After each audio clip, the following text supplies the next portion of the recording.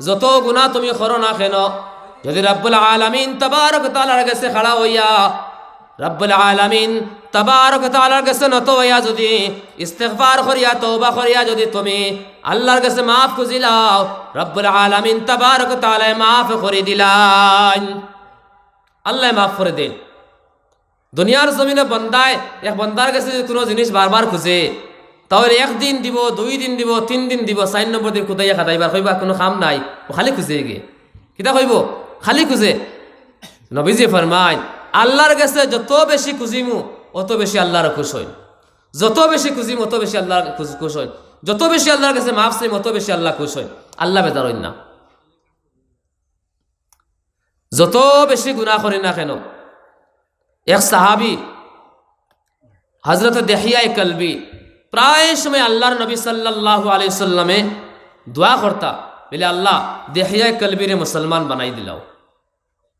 তার কারণ হইল গিয়া দেহিয়ায়ে কলবি যদি মুসলমান হয়, তান লগে আরো 700 জন মানুষ মুসলমান হয়, এরা তান তাবেদার এসে চলয়। তো একদিন আল্লাহ পাক পরবর্তীকার আলেমে নবীজির দোয়ারে তো কবুল করব। দেহিয়ায়ে কলবির দিল ডালিয়া দিল ইমানের প্রতি মোহাব্বত, ও দেহিয়ায়ে কলবি নবীর খেদমত আওয়াজ শুরু করছেন মুসলমান হইবার লাগিয়া। দেহিয়ায়ে কলবি যে সময়ে রওনা শুরু করছেন মুসলমান হইবার লাগিয়া, ওই সময় আল্লাহ রাব্বুল আলামিনে জিব্রাইল রে কইছে, জিব্রাইল যাও গিয়া আমার হাবিবরে কইয়া দেও দেহিয়ায়ে কলবি মুসলমান হইবার লাগি নাইতরা। যে দেহিয়ায়ে কলবির রূপ ধরিয়া জিব্রাইল আলাইহিস সালাতু ওয়াস সালাম একবার আইসলা জমিনের মধ্যে নবীজির খেদমত। তো দেহিয়ায়ে কলবি যে সময় নবীর খেদমত আইলা, আয়া নবীরে কইলা ইয়া রাসূলুল্লাহ আমার কলিমা পড়িয়া মুসলমান বানাও। নবীজি কলিমা পড়াইছেন, মুসলমান বানাইছেন। এর বাদে দেহিয়ায়ে কলবি খান্দা আরম্ভ করলা, খুব বেশি খান্দিলা। নবীজি কইলা কিতা গুনাহ করলা তুমি অত খান্দো?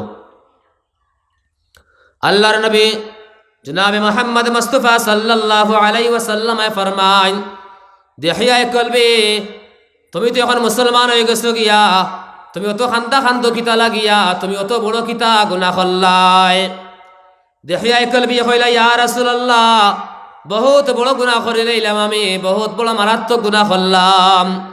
এখন তো আমি মুসলমান হয়ে গেলাম, দিলের মধ্যে বড় ডর আর বড় ভয় যে আপনার আল্লাহ আমার এই গুনারে মাফ করে দিবা কি না, আপনার আল্লাহ আমার এই গুনারে মাফ করে দিবা কি না।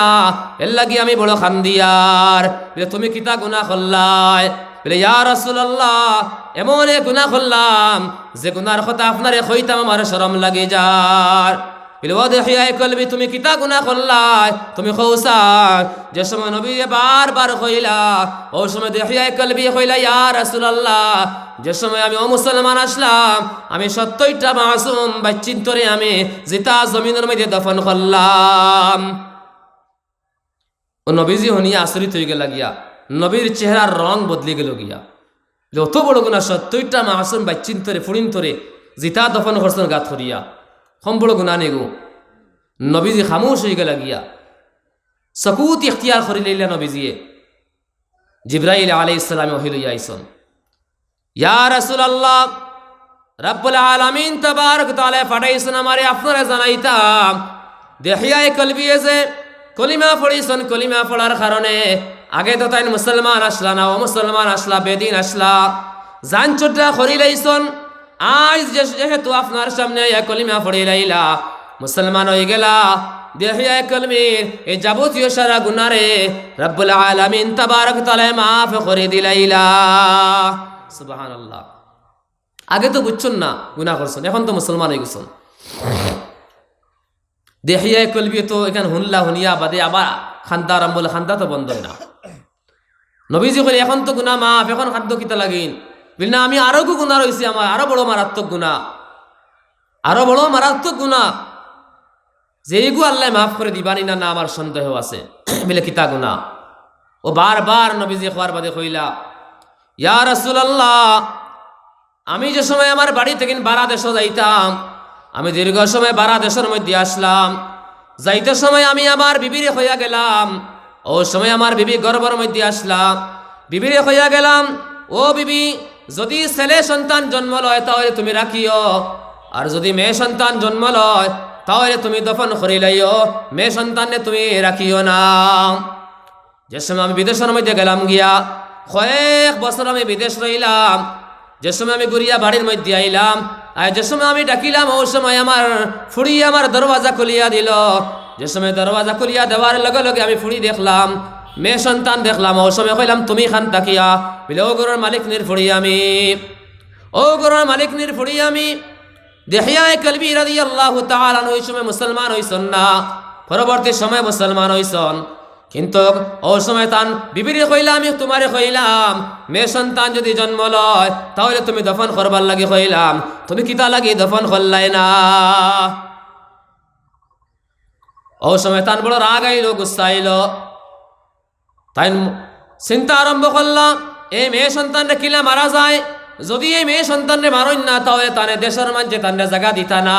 কারণ তাই এই দেশের এই গাঁও যত মেয়ে সন্তান জন্ম লইতা সারা মেয়ে সন্তান রে তাই জোর করে নিয়া মার গেছ থাকেন বাপর গেছ থাকেন টানিয়া নিয়া জোর জবরদস্তি করে নিয়া দফন করতা। এখন যদি তান মেয়ে দফন করেন না সারা গাঁওর মাঝে তানরে সাতাইবা, তান বদনাম করবা, তান মেরে বাসাইলা আমরা মেরে জিতা দফন করিলা। দেখিয়াই কলবিয়ে মন চিন্তা এলো, বলে না এই ফুড়িরেও দফন করা লাগবো। একদিন তাই কুদালা তো লইলা আর মেরে কইলা চলো, মেরে লইয়া গেলা। যাইতে যাইতে যাইতে সময় মেয়ে কইল আব্বা জান তুমি খানো যাইতাই, বলে আমি যাই। আর ও আব্বা মেয়ে কইল ও আব্বা জান তুমি নানি বাড়িতে আমার লইয়া যাইতরাই নি, বিলে না। বলে আমার খানো লইয়া যাইতরাই বাজারও নি, বিলে না। বলে আব্বা জান চলো আমারে বাজারও লইয়া যাও, আমার খেলনা লইয়া দিও। ফুড়িয়ে বিশেষ করে ফুড়িন তোর বাপর লগে মায়া থাকে, মহব্বত বেশি থাকে। ফুড়িয়ে খালি মায়ার সুরে বাপর লগে মাথের। আর দেখিয়াই কলবিয়ে দফন করবার লাগে জঙ্গল মুখা লইয়া রইয়া যাইতরা। জঙ্গলের মধ্যে সময় নিলা দেখিয়াই কলবি ও সময় গাত করতে সময় তান জমিন তান চেহারা তাকিন গাম বাইয়া ফড়ের, শরীর তাকিন গাম ফড়ের। তান মেয়ে সন্তানকে গামছা দিয়া তান শরীর তাকিন গাম ফুসিয়াদের। আর খর আব্বা জান তোরা সময় রেস্ট লইলাও, কত সময় রেস্ট লওয়ার বাদে আবার গাত করবাই। আবার মেয়ে আব্বা জান এই গাতিকু করিয়া তুমি কিতা করতাই? বাপে কিচ্ছু মাতইন না, খালি গাত করতে আসন। যে সময় পরা গাত হয়ে গেছে গিয়া ও সময় তান মেরে সামনে আনিয়া লাত মারি গাতের মধ্যে ফালাইয়া চাপ মাটি দিলাইলা। চাপ মাটি দিতে সময় ও সময় মেয়ে সন্তানে কইল আব্বা জান ভাবছি না তুমি আমার এইটা করবাই। ও আব্বা জান মনে হয় আমার সকল বালানা, মনে হয় তুমি আমার দেখিয়া তোমার মায়া লাগছে না, আমার চেহারার সৌন্দর্য মনে হয় নাই, যার কারণে তুমি নারাজ হইয়া তুমি আমার বাদ পাইয়া গাতর মধ্যে দফন করিলাইলাই। ও আব্বা জান তোমার লোকে আমার অত মায়া, কিন্তু তুমি আইজিলা করবাই করে আমি ভাবছি না। দেখিয়াই কলবিয়ে কইতা ফুড়ি আমার মায়ার সুরে মাতের, কিন্তু আমার দিল ওলা পাত্তর হইছে। ফুড়ির প্রতি একবার তো আমার মায়া আইছে না। আমি জমিনের মধ্যে দফন করিলাইলাম। নবীর কইতা ও আল্লাহর নবী আমি মুসলমান হইছি, কিন্তু আমার দিলের মধ্যে বড় সন্দেহ, দিলের মধ্যে বড় ডর যে রব্বুল আলামিনে এই গুনারে মাফ করে দিবানি না। জিবরাইল আলাইহিস সালাতু ওয়াস সালাম নবীরে কইলা ও নবী তোমার দেখিয়াই কলবিরে জানাইয়া দেও হি সময় তাই মুসলমান আসলা না, হি সময় তাই মুসলমান আসলা না, ও মুসলমান আসলা, বেদিন আসলা, বিধর্মীর মধ্যে আসলা, হি সময় বুঝছন না করিলাইছন। আজ যে সময় কলিমা পড়িলাইলাম, ইমান লইয়া আইলা, আল্লাহরে মানিলাইলা, নবীরে মানিলাইলা, ইতা সারা গুনারে আল্লাহ মাফ করে দিলাইলা। সুবহানাল্লাহ, আল্লাহ মাফ করে দেনওয়ালা জাত।